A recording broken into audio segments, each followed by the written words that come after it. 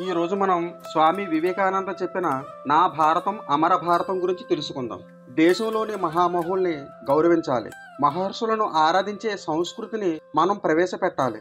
నిత్య సత్యాల్ని సాధించిన మహాత్ములను ఆదర్శమూర్తులుగా మన ప్రజల ముందు పరిచయం చేయాలి. భారతదేశానికి సంబంధించినంత వరకు శ్రీరామచంద్రుడు, శ్రీకృష్ణుడు, మహావీరుడు, శ్రీరామకృష్ణ పరమహంస మహనీయులలో కొందరు. వీరి జీవితాల్ని ప్రజలు ఆదర్శంగా పాటించాలి. శ్రీరామచంద్రుని, మహావీరుని ఆరాధనా కార్యక్రమాల్ని మన దేశంలో ప్రోత్సహించగలగాలి. అలాగే భగవద్గీతను ఎలుగెత్తి సింహగర్జన చేసిన శ్రీకృష్ణ స్మరణను నలు దిశల విస్తరింప చేయాలి. శ్రీరామచంద్రుడు నడిచిన మార్గాన్ని, శ్రీకృష్ణుడు బోధించిన జ్ఞానాన్ని ఆయుధంగాను ఉపయోగించి సత్యాన్వేషణలో సాహసంతో అసువుల్ని అర్పించడానికి కూడా వెనుదీయరాదు. సామాన్య ప్రజల అభ్యున్నతిని, వారి మతానికి హాని కలగకుండా సాధించాలి. ఇంకా స్వామి వివేకానంద ఈ విధంగా చెప్పారు: హిందూ సమాజ ఉద్ధరణకై మతాన్ని నిర్మూలించవలసిన ఆవశ్యకత లేదని పునరుద్ఘాటిస్తున్నాను అని చెప్పారు. ప్రస్తుతం సమాజం యొక్క దుస్థితి మతం కారణం కానే కాదు. మతాన్ని ఉచిత రీతుల్లో అవలంబించకపోవటే ఆ పర్యవసానానికి మూల కారణం. భారతదేశం తన ప్రతిష్టతను మతం ద్వారానే సాధిస్తుంది. భారత జాతి తన ప్రాచీనుల యొక్క సర్వోత్కృష్టమైన వారసత్వాన్ని మరువనంత వరకు ప్రపంచంలో ఏ శక్తి దాన్ని ఏ రకంగానూ నష్టపరచలేదు. దేహంలో ప్రవహించే రక్తం సౌష్ఠవంగాను స్వచ్ఛంగాను ఉన్నంత వరకు ఏ రకమైన రోగజీవి ఆ శరీరంలో ప్రవేశించలేదు. మన రక్తం ఆధ్యాత్మికతతో నిండి ఉంది. అది కల్మష రాహిత్యం అయితే అది పటిష్టంగాను స్వచ్ఛంగాను శక్తివంతంగాను ప్రవహిస్తే అంతా శ్రేయస్కరంగానే జరుగుతుంది. రాజకీయ, సాంఘిక, భౌతికపరమైన అన్ని లోపాలు చివరకు దేశంలోని పేదరికం కూడా నిర్మూలించబడతాయి.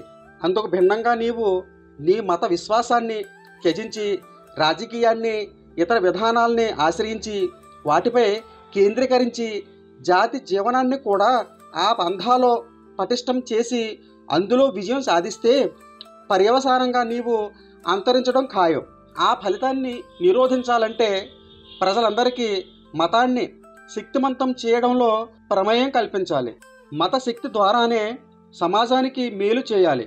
ప్రతి వ్యక్తి తన మార్గాన్ని తనే ఎంచుకోవాలి. అలాగే ప్రతి జాతి కూడా మనం ప్రాచీన కాలంలోనే మన మార్గాన్ని ఎన్నుకున్నాం, దానికే బద్ధులమై ఉండాలి. మనం ఎన్నుకున్న విధానం ఏ విధంగానూ చెడ్డది కాదు. విజయ విచారం వదలే ఆత్మ విచారం చేపట్టడం తప్పు కాదు కదా. అలాగే మానవుని గురించి కాక దైవాన్ని గురించి ఆలోచించడంలో దోషం లేదు.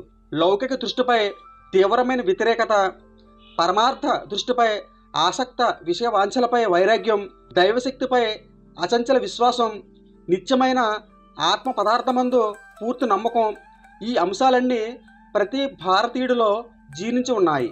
వాటిని ఎవ్వరూ విడనాడలేరు. ఇది నా దృఢ విశ్వాసం అని స్వామి వివేకానంద చెప్పారు. నీవు మత ద్వేషివై తత్సంబంధిత ప్రలోభాలకు వశుడవై తాత్కాలికంగా ప్రలాపించవచ్చు, కానీ నీ అసలు రూపం నాకు తెలుసు.